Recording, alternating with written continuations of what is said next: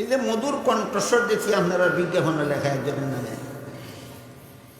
কি লেখছে, সুললিত কণ্ঠের অধিকারী। এই যে শিল্পীরা কণ্ঠ কি সুললিত নয়? শিল্পী বুঝেন, গানের ব্যবসা যারা করে, গান গাওয়ার ব্যবসা যারা করে, শিল্পী কয় এরা কি সুললিত কণ্ঠের অধিকারী নয়? ওয়াজ মাহফিলে সুললিত কণ্ঠের অধিকারী আসবে কেন?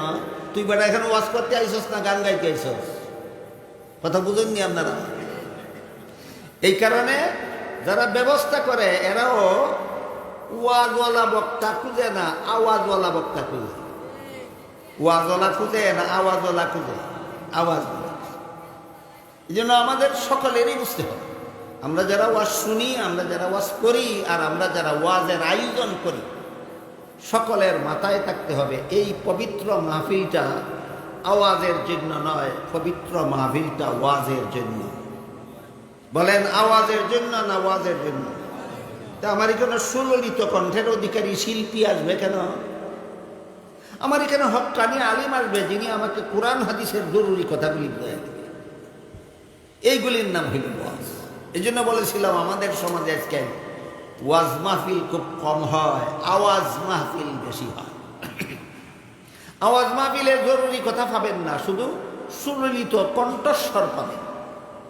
এক সবার এক বিজ্ঞাপনে এক বক্তার নামে লেখছে, গানের চেয়েও মধুর কণ্ঠের অনুসারী অধিকারী, মানে বাঁশির চেয়েও মধুর কণ্ঠের অধিকারী। বাঁশির চেয়ে মধুর কণ্ঠের অধিকারী এই বক্তারে ওয়াজ মাহফিলে দেওয়ার কিতা সুলতানারে ওই যাত্রা গান ভাটাই দিল ইশারে। এই জন্য বলছি আমরা যেন আওয়াজের পাগল না হই, আমরা ওয়াজের পাগল হই। দিনের জরুরি কথাগুলি শোনা, বোঝা এবং মনে রাখা সমস্ত মুসলমানদের জন্য ফরজ। তাই রাসূল যে বললেন জাহান্নাম থেকে বাঁচার 1 নম্বর পথে আছে আলেমগণ, 2 নম্বর পথে আছে আলেমদের ছাত্রগণ, 3 নম্বর পথে আছে কারা? আলেমদের কথা মতো সকল কাজ করে যারা। এইগুলি জরুরি কথা। বলেন তো রসুলের হাদিস বুঝে থাকলে জাহান্নাম থেকে বাঁচার 3 নম্বর পথে আছে কারা? আলেমদের কথা মতে চলে। এখানে 2টা জরুরি কথা আমাদের মনে রাখতে হবে। 1 নম্বর, ধর্মের কাজগুলি আলেমদের কথা মতো কেন করব?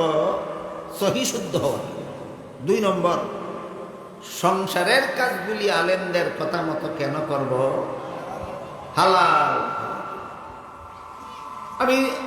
আমি ইচ্ছা করলে আপনারা গানের সুর দিয়া আসমানে না জমিনে না এমন কথা শুনে দিতে পারতাম, আপনারা ইচ্ছা মতো আমার ভক্ত বানাইতে পারতাম, কিন্তু তখন আপনারা এই সমস্ত জরুরি কথার থেকে বঞ্চিত থাকতেন।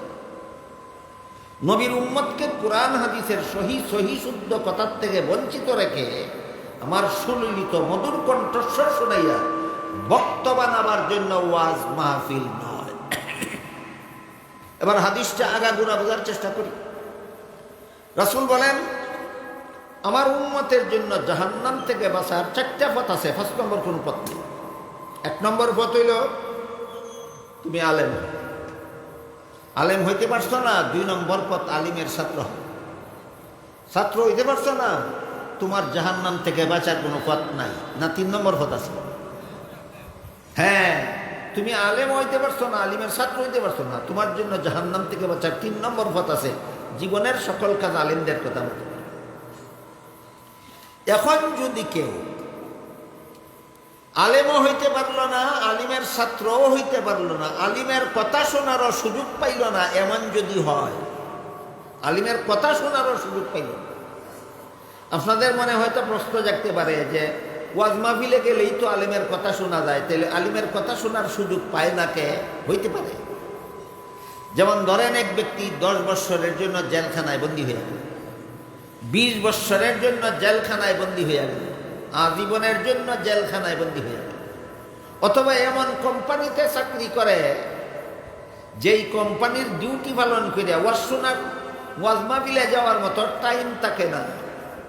এইভাবে যে কোনো কারণে কেউ যদি আলেমের কথা শোনারও সুযোগ না পায়, রাসূল বলেন তার জন্য জাহান্নাম থেকে বাঁচার 4 নম্বর পথ আছে। আলেমও হইল না, আলেমের এই আমার চোখের দিকে ধরলে, এবার আমার চোখের দিকে ধরলে চোখও ডিস্টার্ব করে। কেউ যদি আলেমও হইল না, আলিমের ছাত্রও হইল না, আলিমের কথা শোনারও সুযোগ পাইল না, রাসূল বলেন তার জন্য জাহান্নাম থেকে বাঁচার পথ নাই, না 4 নম্বর পথ আছে। 4 নম্বর পথ আমি বলি, আপনারা এই সামনের ভাগটা বন্ধ করে একটু সুন্দর করেন, মহিলা পিছনে গ্যাঞ্জাম হয়েছে, সামনে ভাগ হয়েছে, একটু কষ্ট করেন দয়া করে, মাহফিলের সুন্দরটা রক্ষা করেন। বিশেষ করে যারা মুরব্বী আছেন তারা আগে আসেন, বাচ্চাদেরকে পিছনে রাখেন।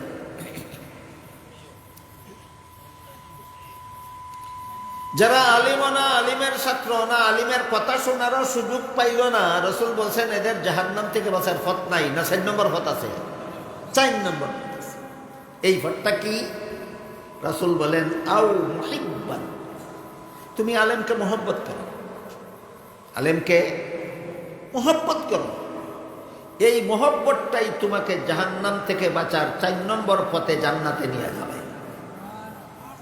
আলেমকে মহব্বত করো, আল্লাহ রাসূল হুকুম দিয়েছেন মহব্বত করো। আলেমকে কিভাবে মহব্বত করব, আলেমকে কেন মহব্বত করব, আলেমকে মহব্বত করলে আমার কি উপকার হবে, বলেন তো? এই কথাগুলি কি আপনাদের জানা দরকার? হ্যাঁ দরকার। দরকারি কথা যদি আলোচনা হয় তবেই এটা ওয়াজ মাহফিল হয়। দরকারি কথা তো যদি খালি সুললিত মধুর কণ্ঠস্বর শোনানো হয়, এটার নাম ওয়াজ মাহফিল নয়, এটার নাম আওয়াজ মাহফিল। কি মাহফিল? আওয়াজ মাহফিল। রাসূল বলেন তুমি আলেমকে মহব্বত করো, এটা তোমার জাহান্নাম থেকে বাঁচার 4 নম্বর পথ। এর প্রশ্ন হইল মহব্বত কেন করব, কিভাবে করব? আলেমকে মহব্বত করলে আমার কি সুফল পাবো, না করলে আমার কি ক্ষতি হবে?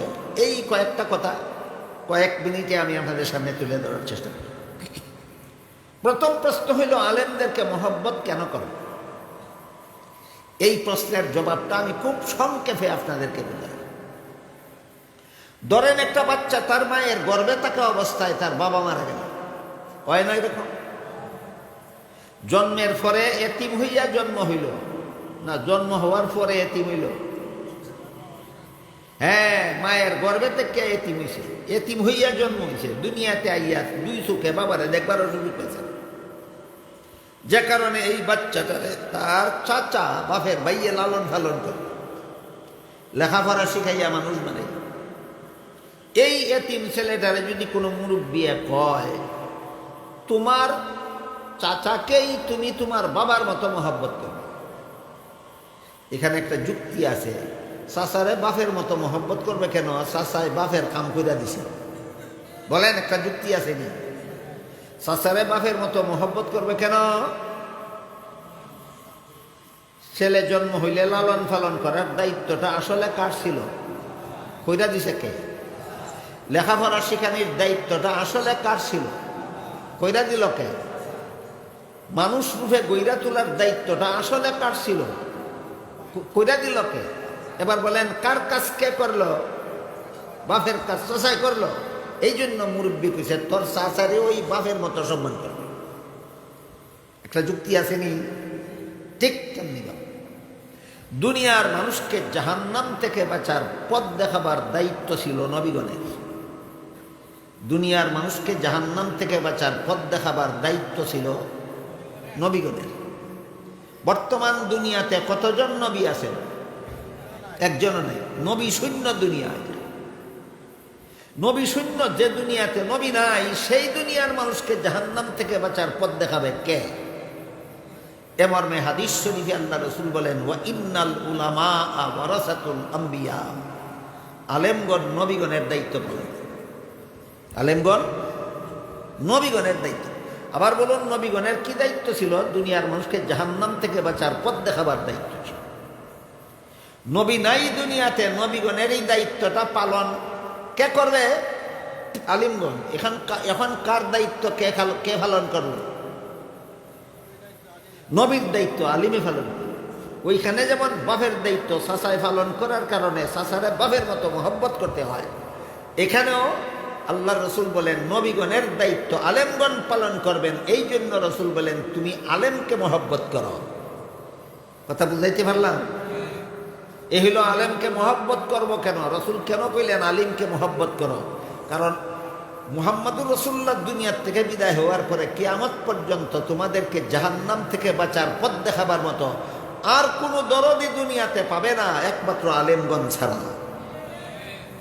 আলেমকে মহব্বত করব কেন? রসুল কেন হুকুম দিলেন আলিমকে মহব্বত করা? প্রশ্নের জবাবটা কি পাইলাম? 2 নম্বর, মহব্বত কিভাবে কর? আলেমকে মহব্বত কিভাবে কর? আলেমকে মহব্বত করতে টাকা পয়সা লাগে না, ধন সম্পদ লাগে না। আলেমকে মহব্বত করতে এমন একটা অন্তর লাগে যে অন্তরে এই কথাটা বুঝবে যে এরা নবীগণের কাজ করে, এরা দুনিয়াতে না থাকলে আমরা জাহান্নাম থেকে বাঁচার পথ পাইতাম না।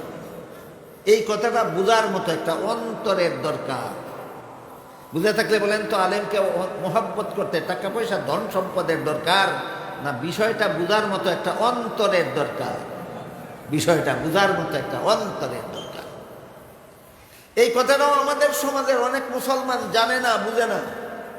এই জন্য বাজারি বক্তারা যখন সবার দাওয়াত করতে যায়, বক্তায় চুক্তি করে আধা ঘন্টা ওয়াজ করবো 50,000 টাকা দিব, 1 ঘন্টা ওয়াজ করবো 1 লক্ষ টাকা দিব। যদি ব্যবস্থার কমিটির লোকেরা যদি বলে এত টাকা আমরা তবিল নাই, কয় আলিমরে মহব্বত করতে হইলে গিয়া তবিল জোগাড় করে আইও দাওয়াত করবার লাগে। রসুল বলছেন আলিমরে 50,000 টাকা দিয়া মহব্বত করো, রসুল বলছেন আলিমরে লাখ টাকা দিয়া মহব্বত